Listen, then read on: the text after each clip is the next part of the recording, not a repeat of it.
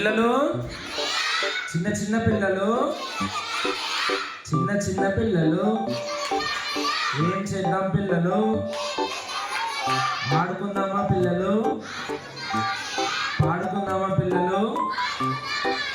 చదువుకుందామా పిల్లలు? ఈరోజు question of the day ఏంటంటే,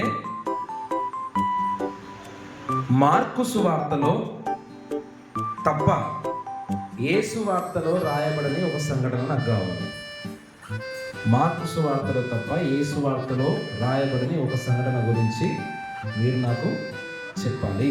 ఇది సాయం కూడా చెప్పాలి. ఓకేనా? అర్థమైందా? ఎన్ని పెన్సిల్స్ ఉన్నాయి? 2 పెన్సిల్స్ ఉన్నాయి. ఆశీర్వాద్ ఒక పెన్సిల్ కూడా లేదు. ఎన్ని పెన్సిల్? ఒక పెన్సిల్ లేదు. ఆశీర్వాద్ ఇప్పుడు వచ్చి ఏం చేస్తారంటే జాక్సన్ పెన్సిల్ అడుగుతాం. గట్టిగా ఆశీర్వాద్ దగ్గర ప్లీజ్ అడుగు మళ్ళీ అడుగు. జాక్సన్ గట్టిన అడుగుతావు. ఫ్రెండ్ ఇక్కడ అడుగుతావా? అడగవు కదా. ఎదురు వచ్చి జాక్సన్ చదివట్టుకో. జాక్సన్ ఒక పెన్సిల్ ఇవ్వ ప్లీజ్ అని అడుగు. ఇప్పుడు జాక్సన్ ఏం చేయాలరా? పెన్సిల్ ఇవాళ నలుగురు మాట ఆడుకుని వచ్చిండు, మేము ఇయ్య అని చెప్పి అట్లా ముడికి వెళ్ళినా ఇవన్నీ వద్దా ఇవ్వాలి. జాక్సన్ పెన్సిల్ ఇచ్చింది.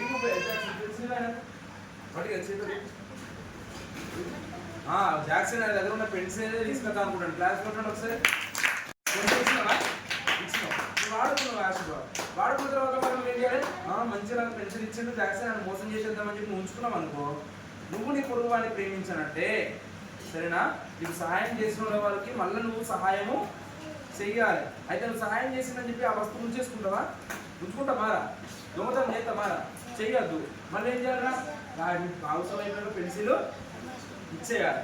ఇచ్చేసినాం అనుకో, ఆయన ఏమనుకుంటాడంటే, అబ్బా నేను సహాయం చేస్తే ఇటేనంట, నేను సహాయం చేస్తే మళ్ళీ నాకు ఇచ్చేసిండు అని చెప్పి నేను నమ్ముతాడు. నువ్వు ఇవ్వకపోతే ఆయన ఏమనుకుంటాడంటే, అవి ఇంకెవ్వరికి కూడా ఇట్లా సహాయం చేయొద్దు, ఇక్కడ మోసం చేస్తారని చెప్పి ఆయన ఇంకెవరికి కూడా సహాయం చేయడు.